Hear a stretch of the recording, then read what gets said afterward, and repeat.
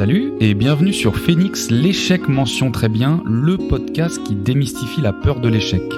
Je m'appelle Enzo Colucci et un mardi sur deux, je vais à la rencontre de personnes du quotidien pour qu'elles nous parlent d'un tournant de sa vie. Une ambiance à la cool, comme si on se prenait un verre en terrasse, pas de leçon de morale, chacun prend ce qu'il a à prendre. C'est juste des témoignages hyper authentiques sur un sujet qui nous touche toutes et tous. Alors j'espère que tu vas kiffer. Hello et bienvenue sur Phoenix, l'échec mention très bien, aujourd'hui en compagnie de Quentin. Salut Enzo. Salut Quentin, comment ça va ? Écoute, très bien, ravi d'être là. Ravi que tu sois venu. Bah, écoute. On enregistre au studio, à la Casa Studio si je puis dire, c'est rare, souvent je me déplace, mais là t'es venu à la maison. Exactement. Ça fait plaisir, merci à toi. Bah, écoute, avec grand plaisir. Bon Quentin, on n'attend pas plus longtemps, tout le monde attend de savoir qui tu es. Écoute, je vais me présenter assez rapidement, je m'appelle Quentin, j'ai bientôt 26 ans, je travaille à Paris, je suis ingénieur de formation, j'ai pas mal bougé entre la France et le Canada, cette passion qu'on a tous les deux pour ce beau pays, et suis repassé par Londres ensuite, voilà, avant de travailler depuis 2 ans dans le médical et dans la tech. Médical et dans la tech, asti. C'est ça. C'est ça, trop bien. Trop cool, Quentin. Comme d'habitude, avant qu'on commence, j'aimerais bien que tu nous donnes ta vision, ta définition de ce que c'est que l'échec pour toi.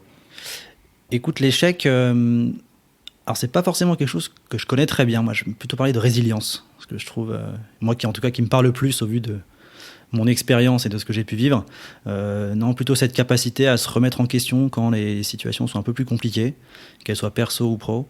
Et vraiment arriver en fait à te connaître un petit peu plus de par ces épisodes un petit peu difficiles pour qu'à la sortie voilà, tu aies une expérience un petit peu plus claire sur qui tu es, comment tu réagis à toutes ces choses-là. Voilà, je pense que c'est plutôt cet aspect de résilience que je trouve assez intéressant. Ouais, de résilience, de prise de recul sur l'événement pour accentuer la connaissance de soi, du coup, tu disais. C'est ça. Alors, ce qui prend du temps aussi, je pense que c'est quelque chose où, justement, quand tu es dans cette période un peu de tourmente, peu importe ce que c'est, finalement, je pense que chacun a ses petits combats internes et que l'herbe n'est pas du tout plus verte chez le voisin. Ça, c'est clairement un truc qu'il faut garder en tête. Totalement. Et donc, du coup, ces périodes un peu tumultueuses, bon, là, en période de Covid, je pense que c'est un peu compliqué pour tous. Chacun a ses petits challenges.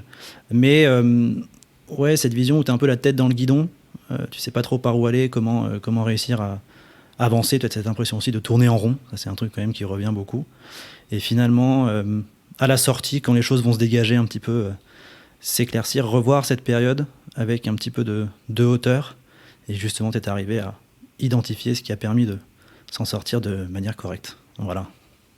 Bah écoute, on démarre assez fort, c'est cool ce que tu dis et je pense que les gens peuvent s'en inspirer parce qu'on passe tous une période très compliquée avec le Covid, mais il faut réussir à en tirer profit, comme tu dis, c'est totalement ça. Bon, on va rentrer dans le vif, je vais introduire, tu vas comme dame un peu nous contextualiser comment tout ça peut-être est arrivé. Toi c'est un peu particulier, je trouve ça hyper intéressant que tu viennes partager ça avec nous. Depuis là, les 2-3 minutes d'intro, je pense que les gens n'ont pas du tout senti. J'espère. Mais du coup, toi avant, Quentin, tu bégayais. Écoute, ouais, j'ai bégayé... Fort en plus, tu me disais. Alors, j'ai bégayé, ça dépend vraiment des moments. C'était finalement des phases. Ça a commencé relativement jeune, vers 14-15 ans. Alors pareil, très compliqué de mettre une date de début, finalement, à ce genre de choses, où soit toi, t'en as pas conscience et les autres l'entendent, soit c'est plutôt l'inverse. Tu penses qu'ils entendent des choses, ou en tout cas, qu'ils voient l'hésitation que tu peux avoir quand tu parles, alors que pas du tout. Donc finalement, c'est un début assez bizarre. Je pense que aussi les causes de ça sont complètement variées. Il y en a plein pour qui ça peut être un traumatisme, un accident. C'est un choc émotionnel qui peut déclencher ça, la majorité du temps ? Je pense qu'on ne sait même pas encore aujourd'hui ce qui peut le provoquer. Ça peut être un choc émotionnel, ça peut être un accident physique, ça peut être un traumatisme quelconque. Je pense vraiment que les causes sont complètement variées. Ça peut aussi être la résurgence de choses que tu as enfouies très jeune. Tu vois, où finalement même toi t'arrives pas à mettre des mots dessus, mais il s'avère qu'un jour tu vas te mettre à avoir un peu plus de mal à t'exprimer. Donc ce début là pour moi, vers 14-15 ans, donc en plein collège, pas la meilleure saison ni le meilleur endroit pour commencer à bégayer, parce que du coup tu le prends un peu dans la figure avec tes relations aux autres et c'est assez immédiat, mais assez intéressant cette période. Du coup, pour en être un petit peu sorti aujourd'hui, même si ça revient, et ça peut-être qu'on en reparlera, je pense que t'en sors jamais vraiment complètement aussi. Donc c'est finalement arrivé à arriver à s'en sortir dans les moments où tu as vraiment besoin, pour le coup, de parler un petit peu correctement. Et comment tu t'en sors? Parce que là, du coup, tu dis que ça se déclenche vers le collège, c'est ça? Enfin, collège, 13-14 ans. Pour moi, en tout cas. Ouais, donc toi, bien sûr, on parle de toi. Quand ça se déclenche, comment tu l'as vécu, ça? Parce qu'on sait que c'est un âge, en plus, c'est un âge méchant. Enfin, l'âge collège, lycée, on évolue un petit peu, mais c'est pas évident. Du coup, comment toi, tu le vis à ce moment-là? Écoute, à ce moment-là, c'est assez compliqué. Tu vois, j'avais 1 an d'avance à cette période-là, que j'ai toujours gardé. Donc finalement, tu as aussi cette petite distinction qui a sûrement joué aussi. Donc j'étais pas forcément déjà dans mon élément comme j'aurais pu le souhaiter, aussi à l'aise sur plusieurs sujets. Et avoir ça en plus qui vient un petit peu couronner le tout, ça n'a pas arrangé cette équation. Et donc finalement, je pense que le vrai choc aussi, c'est d'en prendre conscience. Tu vois, et je pense que c'est la première étape, c'est finalement dans toute cette première phase où finalement tu vas comprendre que toi tu commences à bégayer, donc toi tu en prends conscience, mais tu penses éventuellement que les autres ne l'entendent pas. Et tu vois, pour moi, on en discutait aussi de cet élément qui a déclenché finalement cette prise de conscience-là. Moi, c'est ma sœur qui un jour a dit à ses potes que j'étais bègue. Et ce terme, déjà, outre le fait qu'il est très violent et qu'il est vraiment pas beau en soi, le fait que ma sœur puisse dire à ses copains qu'elle mette un mot sur les difficultés que j'avais du coup à m'exprimer à l'époque faisait que je pouvais plutôt me cacher derrière éventuellement ça passe, ou ils le voient pas, ou ils n'en ont pas forcément conscience. Et donc à partir de ce moment-là, c'est plutôt comment je m'en sors plutôt que comment je le cache. Intéressant déjà. Donc la perspective change. Ouais, totalement. Les gens le savent, t'es plus là, ils se disent peut-être que je vais le cacher, ça va passer. Non. Là t'assumes et tu dis ok, vas-y. T'assumes, alors déjà, tu rentres un grand coup dans ta sœur parce qu'elle t'a un peu trahi, et ça c'est quand même assez violent. Mais du coup, merci. Tu vois, finalement, avec quelques années de recul, c'est finalement, s'il n'avait pas fait ça, s'il ne m'avait pas balancé, entre guillemets, dos au mur complètement, j'en serais peut-être pas sorti comme j'ai pu le faire. Donc, non, et tu vois, et on parlait de résilience, je pense que c'est typiquement sur ce genre de moment-là où finalement, quand t'es dedans, c'est pas drôle, c'est un tunnel, tu vois pas le bout du truc. Tu sais pas quand est-ce que tu vas en sortir, un peu comme ce qu'on vit en ce moment. Voilà, on est un peu dans le dur. Quand tu n'as pas cette date de sortie où tu sais que tu vas passer à autre chose, je trouve ça compliqué d'avoir une résilience, de se dire tous les jours que ça vaut la peine de se battre et de sortir de ça. Donc moi, ça a été vraiment le premier élément qui m'a fait prendre conscience qu'il fallait que je m'en sorte. Ensuite, j'ai un peu bricolé. J'allais dire comment après tu t'en es sorti en fait. Qu'est-ce que tu as mis en place pour te sortir de cette situation justement? Alors, il y a plusieurs choses. Il y a déjà comment ça se manifestait. Tu vois, je pense que aussi, ça, c'était le premier aspect. C'est en classe, donc tout ce qui est présentation, l'enfer. Tu as 30 personnes en face de toi. Pas toutes bienveillantes, comme tu en as parlé. Ça va vite, ça fuse vite. Les vannes qui font parfois un petit peu mal. Donc, tu es un peu toujours dans ces moments de déstabilisation complet. Où en fait, les gens sont pas là vraiment pour t'écouter. Et puis même toi, tu n'as qu'une envie, c'est que la présentation se termine. Le truc doit durer 20 minutes. Si tu pouvais la plier en 3, tu le ferais avec grand, grand plaisir. Et donc là, finalement, tu sais que tu as 20 minutes qu'il faut gérer au mieux possible. J'aime bien cette expression de sauver les meubles. Finalement, c'est exactement ça. Donc ça, quand tu passes des coups de fil à des potes aussi. Tu vois, on était encore à cette époque du téléphone fixe, quand ça existait, quand les personnes avaient encore ça.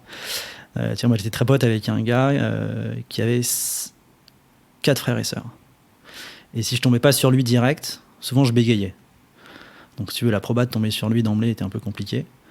Donc plusieurs fois, quand le téléphone sonne, tu dis ça va être à moi, il faut que j'y aille. Et en fait, ce moment où tu dois commencer à parler, c'est souvent là que tu vas bégayer. La malchance que j'ai aussi, c'est que je m'appelle Quentin. Quentin, c'est un truc qui est compliqué à prononcer. En fait, tu as certaines consonnes et certaines syllabes qui vont être plus dures.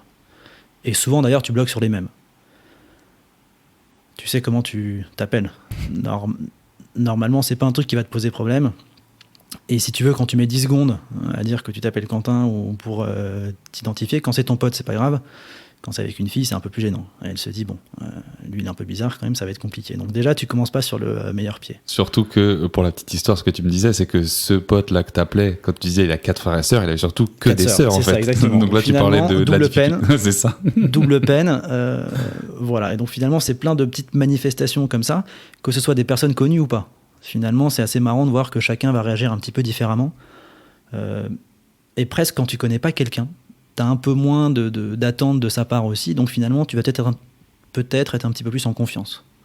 Et je pense que cette notion de zone de confort, de confiance, c'est indispensable pour arriver à être dans les meilleures conditions possibles pour parler correctement. Donc le but pour t'en sortir, ça va être finalement de te remettre dans des zones où tu vas pouvoir un peu anticiper ce qui va se passer, maîtriser un peu le temps, savoir quand la personne, comment est-ce qu'elle va réagir quand tu vas lui dire un truc ou pas. Et donc là, on en revient finalement aux méthodes ou aux petites choses qui m'ont permis de m'en sortir, ou en tout cas de masquer ça au départ. Le premier truc, je pense que c'est vraiment l'humour. C'est que finalement, tu comprends vite que quelqu'un qui rigole n'attend pas. Donc finalement, si tu es en mesure de faire la petite vanne qui va bien au bon moment, la personne qui rigole, toi, elle te laisse le temps de changer de phrase, de commencer à penser à ce que tu vas dire après. Donc t'enlèves un peu la partie spontanéité que tu peux avoir dans un échange, mais t'es pas là pour être spontané, t'es là pour sortir les mots correctement. Donc ça, c'est un assez bon outil. L'improvisation, qui vient aussi, alors qui va pas dans le sens de la zone de confort, mais qui finalement va t'aider dans la mesure où tu vois au moment où tu parles comment les choses vont pouvoir sortir correctement. Et ça, c'est un truc que j'ai trouvé assez intéressant. Tu vois, typiquement, quand il y avait des présentations, j'arrivais jamais avec des feuilles de notes remplies. C'est impossible. Parce que tu sais pas la veille quand tu prépares, parce que souvent c'est de la veille pour le lendemain, excusez-moi. Tu sais pas quand tu prépares ça, si le lendemain tu seras en mesure de dire les mots dans le même ordre et de la même manière que la veille chez toi. La veille chez toi. Okay. Donc finalement, pour éviter encore cette frustration que tu pourrais avoir le lendemain, quand tu as ta feuille devant toi, 30 personnes derrière qui t'écoutent, il faut vraiment être en mesure de dire, ok, bon, je vais mettre 3 idées sur un bout de papier et je vais voir comment est-ce qu'elles vont sortir. Donc tu te transformes en une espèce de Miss Météo, alors qui fait rire tout le monde, où finalement tu es un peu là à gesticuler, à essayer de trouver quelques repères fixes aussi dans ton audience, peut-être 2 potes que tu peux avoir à qui tu as envie de raconter un truc ou de parler. Et donc finalement, toutes ces petites choses qui vont te permettre de te recentrer sur ce que tu dis et comment tu le dis, c'est indispensable pour arriver à avoir un débit qui soit le plus fluide possible. Ça ne t'empêchera pas de buter. C'est compliqué d'ailleurs en plus quand tu as la pression derrière, que tu te rends compte que tu commences à bégayer. Alors là, c'est la spirale infernale. C'est que derrière, tu as le cœur qui se met à battre, tu respires moins bien. Donc ça va pas beaucoup t'aider. Donc finalement, voilà, il faut quand même avoir ces quelques petits repères-là. T'étais un pro du synonyme aussi, tu me disais qu'il fallait trouver des parades aussi à ce niveau-là. C'est que du synonyme, ou alors tu fais semblant de chercher un mot. Okay. Ça, c'est la grande classique. C'est le grand classique. C'est finalement de dire, t'es au milieu de ta phrase, tu te rends compte que tu as buté sur le mot qui arrive, tu fais semblant de le chercher. Alors je l'ai sur le bout de la langue. Tu le connais. Ouais. Tu sais ce que tu veux dire, mais le truc sort pas. Donc au lieu de répéter 12 fois la première syllabe et de faire un petit teaser comme ça, un petit peu long, parce que les mecs en face trouvent ça d'ailleurs assez marrant, toi, c'est l'enfer pour toi, tu vas soit trouver un synonyme, soit faire une fausse pause. Donc finalement aussi, tu as l'usage du silence. Ça, c'est un truc que je trouve assez intéressant. D'où l'humour, je te disais avant aussi. L'humour aussi, exactement. Totalement, c'est relié. Mais le silence qui fera toujours peur. Tu vois, ça c'est un truc aussi qui peut mettre mal à l'aise. J'allais dire un bègue, mais j'aime tellement pas ce mot que je vais dire quelqu'un qui bégaye. Ce silence-là, même moi aujourd'hui, parce qu'il m'arrive de toujours bégayer, tu vois, j'ai pu faire des longs trajets en bagnole avec des personnes qui parlent très peu et qui sont pas tes potes. C'est-à-dire, ils sont pas là en train de dormir à côté de toi et toi tu es en train de conduire, mais des personnes que tu connais pas tellement ou avec qui tu bosses ou ce genre de choses. Et les gens qui parlent peu, le silence est très pesant. Donc tu sais pas est-ce que je parle pas, mais si je parle, je vais bégayer. Enfin, ouais, donc c'est un petit peu l'enfer. Mais arriver à en faire un petit peu ton ami aussi. La chance que tu peux aussi avoir, c'est de prendre conscience que un silence au bon moment donne un peu de présence à ce que tu vas dire aussi. Donc tu peux aussi jouer sur l'importance que tu donnes avec ça. Ça permet de respirer, reprendre un rythme et du coup de fluidifier un petit peu l'échange. Non, voilà, je pense que c'est ça. T'avais les langues aussi, tu me parlais aussi que tu t'étais beaucoup... t'es très fort en langue du coup encore aujourd'hui et que ça avait été un peu... Pas un échappatoire du coup, mais tu t'étais réfugié un peu là-dedans, t'excellais même là-dedans parce que tu m'expliquais, enfin c'est génial ce que tu me disais sur ça. Ce qui est marrant en fait avec les langues, c'est que en tant que Français, t'es pas obligé de bien parler anglais. Ce que je veux dire par rapport à ça, c'est que ton bégaiement quand tu parleras anglais pourra passer sur le compte d'un je cherche mes mots, je sais pas ce que je veux dire ou j'ai pas un bon accent, plutôt que ah bah le mec bégaye. Donc finalement, ces langues étrangères, que ce soit quelle qu'elle soit, pour moi c'était allemand, anglais et un petit peu d'espagnol, c'était vraiment tes alliés dans la mesure où voilà, tu peux encore faire illusion que. Et cette partie de justement faire illusion ou vraiment arriver à le combattre, c'est 2 choses qui sont complètement différentes. Et je pense qu'à l'inverse, tu arrives à en sortir du bégaiement le jour où tu te fais même à toi-même la propre illusion que tu ne bégayes plus. parce que tu fais usage un petit peu de toutes ces petites méthodes. Mais je pense que chacun a les siennes. Tu vois, moi, je suis jamais allé voir un orthophoniste ou ce genre de choses. Et je pense que chacun a son propre rapport à ça. Et ceux qui bégayent et qui écoutent ce podcast ont sûrement plein d'autres idées, ou alors sont un peu en questionnement sur comment est-ce qu'ils peuvent s'en sortir. Donc voilà, je pense qu'il ne faut pas du tout hésiter à vraiment arriver à essayer de trouver les petites parades qui, aussi futiles puissent être, vont arriver à fluidifier un petit peu tout ça. C'est hyper intéressant parce que du coup, en fait, tout ça, ça part d'un gain de confiance en soi, en fait, énorme. C'est comme ça que tu arrives en fait à faire partir. Donc c'est génial parce que la confiance en soi, c'est quelque chose qu'on recherche tous au quotidien, qu'on bégaye ou pas. Et donc c'est ouf parce que toi, du coup, tu développes cette aptitude, si je puis dire, depuis que tu as 14 piges, en fait. Alors tu le développes sans vraiment le savoir. Je pense que c'est vraiment aussi quelque chose dont tu prends conscience quand t'en sors. Bien sûr. Tu vois, moi, le vrai coup, le vrai truc qui m'a fait réagir, c'est aussi de comprendre qu'un bébé ne bégaye pas. Ce que j'entends par là, c'est de dire quand tu apprends à parler, tu ne bégayeras pas. Donc toi, tu as 15 ans, ou 20 ans, ou 30 ans pour les personnes à qui ça peut arriver après. Il faut arriver à accepter le fait que tu parles moins bien au jour J que lorsque tu as commencé à parler et à apprendre tout ça. Et ça, c'est quand même un joli coup sur le casque, parce que quand tu te prends ça en pleine tête, en te disant, bon, j'ai l'impression d'avoir un peu avancé dans la vie, et là, je me retrouve à moins bien m'exprimer qu'avant, c'est un peu dur. Et donc, finalement, je pense qu'il faut être assez humble par rapport à ça. Il faut dire, OK, bon, moi, c'est ça me pose problème aujourd'hui, pour des raisons, on ne sait pas forcément ce que c'est. Mais il n'y a que cette prise de conscience-là qui va te permettre ensuite, justement, de tout mettre en œuvre pour arriver à le dépasser. Ça peut prendre 1 an, tu vois, moi, ça m'a pris 4-5 ans. Et d'ailleurs, c'est pas parti au lycée, c'est parti quand j'ai changé d'endroit. Et ça, je pense que c'est aussi le fait de reset et de repartir à zéro, où finalement tu changes les gens avec qui t'es, qui du coup ne te connaissent pas. En fait, quand tu vas les rencontrer pour la première fois, ils savent pas qui t'es, ce que tu as fait avant. Et du coup, ils savent pas que tu as ce problème d'expression et que tu pouvais bégayer auparavant. Et donc, ça te donne une chance de repartir avec une feuille blanche et de te dire, OK, bon, s'ils savent pas que je bégaye, il n'y a pas de raison que je bégaye et que je continue sur cette spirale un petit peu plus compliquée. Et ça, c'est des vraies chances aussi, ces petits resets, de te dire, OK, je vais voir maintenant si j'arrive en partant de scratch à m'exprimer un petit peu plus facilement. Là, c'est comme ça que ça s'est passé du coup, genre donc c'est après le lycée ou quand j'ai débarqué en prépa, ça s'est vachement atténué. Ok. Ça revient. Ça peut revenir, ouais. Ah, mais ça revient. Alors, ouais, soit. Même là, je pourrais pas être clair sur quand est-ce que ça va revenir. Soit c'est une personne qui t'impressionne. Ça, c'est toujours compliqué. Je sais pas, tu rencontres un super entrepreneur qui a monté 15 boîtes, ou n'importe qui, en fait, une personne qui va te fasciner. Ce rapport, pas de force, mais ce petit déséquilibre que tu peux avoir avec justement ce manque de confiance en toi, et lui, la phase dans sa vie où il en est, où il est, font que tu vas être un petit peu plus stressé, un petit peu plus d'angoisse, et donc tout ça va se traduire par un bégaiement qui sera peut-être un petit peu plus présent. Parfois, c'est des mots. Tu as des mots sur lesquels tu vas toujours un petit peu bégayer, des consonnes un petit peu spéciales, des rythmes. Donc ça, c'est vraiment des choses, je pense que ça part vraiment jamais complètement. Parfois quand tu picoles, du coup, tu peux un peu moins prévoir ce que tu vas raconter. Et donc du coup, c'est plein de phases ou plein de périodes qui vont faire que ça va un petit peu ressurgir à certains moments. Ce qui est très désagréable quand toi, tu es en train de parler, parce que tu te rends compte, putain, je pensais m'en être enfin sorti de ce truc-là, et en fait, je le reprends en pleine poire. Donc ça, c'est un peu violent, ça reste aussi sur ces aspects-là.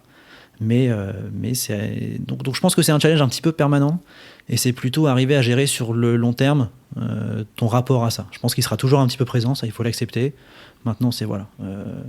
Et aussi peut-être comprendre, et je pense que c'est un bon indicateur, que ça peut te révéler lorsque t'es pas bien avec quelqu'un, ou que t'es un peu stressé, ou voilà. Donc c'est aussi peut-être un peu un baromètre de comment tu te ressens inconsciemment avec une personne en particulier. Dernier aspect, je pense que c'est pas forcément, et là j'y repense en t'en parlant, c'est pas forcément la taille de l'audience que tu as en face de toi qui va faire que tu bégayeras plus ou moins. Il m'est arrivé de parler devant 300 personnes, c'est pas là que j'ai le plus bégayé. Parce que justement, dans cette audience-là, tu vas prendre 1 ou 2 personnes à qui tu vas vraiment parler, où tu es là finalement pour délivrer un message, et peu importe ce que les gens pensent. Tu vois, ça, je pense que c'est aussi un autre facteur, c'est accepter que voilà, quand tu te fiches un peu de ce que les autres peuvent penser, de ce que tu fais ou de ce que tu dis, Il y a peut-être que 2 personnes qui vont vraiment en retirer quelque chose. Et tu vois, c'est un peu aussi pour ça que je fais ce podcast aujourd'hui. C'est peut-être voilà, pour les 2-3 personnes qui bégayent, leur dire toujours moyen de s'en sortir. Et finalement, c'est en regardant sur ces périodes-là qu'on prend peut-être une confiance du coup un petit peu accrue, ce que tu disais assez justement avant. J'avais du coup une question un peu pour la fin de cette interview. C'était concrètement, toi, qu'est-ce que tu en retiens? Quelles sont les leçons que tu retiens de cette période compliquée de ta vie? Et dans la foulée, qu'est-ce que tu dirais à ton toi de l'époque, justement, qui était en pleine période de doute, qui avait pas confiance en lui, justement? Ouais, je pense que cette notion de confiance, c'est vraiment l'aspect clé. Moi, ça s'est manifesté par ce bégaiement. Finalement, d'ailleurs, tu prends un peu d'âge, voilà, tu prends un peu d'expérience par rapport à ça. Je pense qu'il faut vraiment arriver à se dire, peu importe ce qu'on vit, il y a toujours un moment donné où ça va se retourner, ça va un peu changer, les choses vont... peut-être une chose en particulier qui va venir aider ou qui va faire un petit peu oublier tout ça quand tu changes d'endroit ou quand tu changes d'espace. Donc je pense que cette confiance-là, c'est vraiment un aspect clé. Moi, ce qui m'a vraiment aidé, c'est aussi quelqu'un qui m'a dit, mais éclate-toi dans ce que tu fais. C'est-à-dire, sois vraiment heureux, parce que c'est aussi un bon curseur de dire, quand tu es heureux de faire quelque chose, tu n'as pas de raison de... pas forcément de bégayer, mais de remettre en question ce que tu fais. Tu es inconsciemment confortable et tu es dans ta zone de confort aussi. Donc c'est finalement s'écouter un peu et se faire un petit peu confiance sur ce qu'on a vraiment envie de faire. Et à l'inverse, je pense que c'est un bon baromètre pour les signes que ça peut te donner aussi. Voilà, quand tu bégayes, c'est que tu n'es peut-être pas au bon endroit, tu n'es peut-être pas en phase avec ce que tu as envie de faire. Bon, c'est peut-être aussi un signe pour dire change ou fais autre chose ou évolue. Mais n'aie pas peur d'apporter ces petits changements qui vont peut-être pouvoir t'aider. Ouais, ne reste pas statique, quoi. C'est ça. Trop stylé. Bah écoute Quentin, merci pour ce beau témoignage sur ces années, du coup. C'est vrai qu'aujourd'hui, on le sent pas, quoi. C'est ouf. Bon, alors peut-être que je t'impressionne pas. Info ou intox. Je suis un peu déçu, du coup. Je pensais t'impressionner. J'aurais aimé que tu bégayes un peu. Non, je déconne. Non, ça j'aurais pu faire un effort. Je rigole. Ça, j'aurais pu faire un effort. Non, mais trop cool. Merci beaucoup. C'est trop stylé. On va passer à la suite, comme d'hab, aux questions pour la mention, parce que j'en ai pas fini avec toi, Quentin. Ça marche. Question pour la mention. La première question, Quentin, comme à tout le monde, c'est quoi pour toi les 3 plus grandes vertus à avoir dans la vie? Écoute, moi je vais revenir au début du podcast. Je pense que la résilience, ça vient en numéro 1. Vraiment pour finalement ce que ça t'apprend à toi aussi. C'est savoir pouvoir un petit peu encaisser les coups, serrer un peu les dents pendant une certaine période en se disant quand j'en sortirai, j'aurai une confiance un petit peu accrue. Donc c'est pas du tout agréable quand t'es dedans. Mais se dire, accepter ces phases pour peut-être se recentrer un petit peu sur soi et se construire un petit peu tout seul.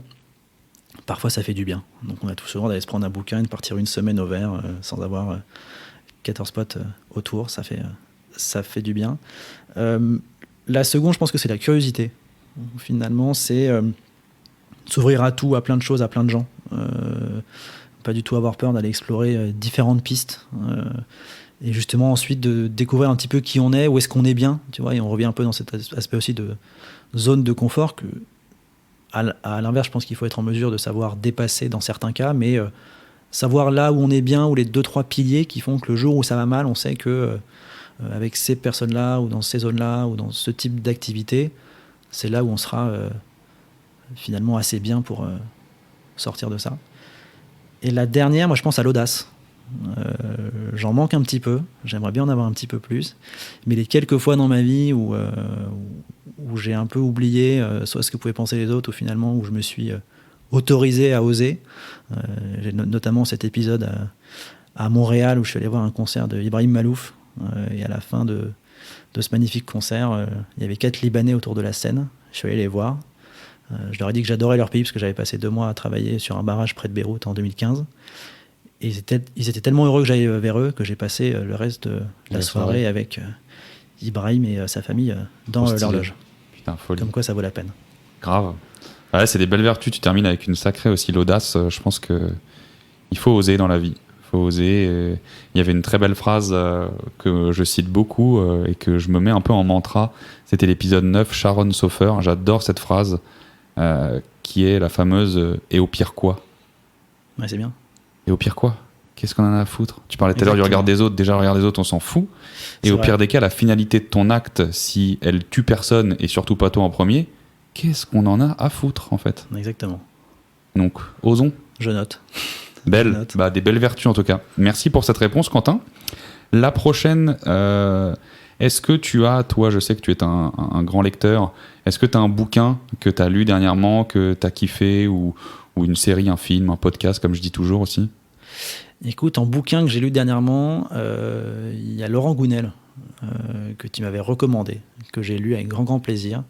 Alors il y en a deux, il y a Les dieux voyagent toujours incognito, et le premier dont tu vas me rappeler le titre, que j'ai plus en tête. Le jour où j'ai appris à vivre. Magnifique, qui est un petit peu plus court, mais qui est vraiment très très sympa. Dans un autre esprit, et j'y pense, je suis un fou de tennis, et l'autobiographie d'Agassi, The Open, ou comment on peut passer 20 ans de carrière avec un sport que l'on déteste au plus profond de soi-même. Voilà, je pense que c'est une super histoire aussi. Et en termes de podcast, alors moi, il y en a un que j'écoute assez souvent, outre Phoenix, bien entendu. C'est celui de Mathieu Stéphanie, Génération Do It Yourself, qui permet de se mettre un petit coup de pied aux fesses chaque semaine avec des gens qui se bougent un petit peu, et ça fait du bien. Donc, sur plein de sujets assez variés, ce que je trouve assez sympa. Et le film, on parlait de bégaiement. Je pense que le discours d'un roi s'impose.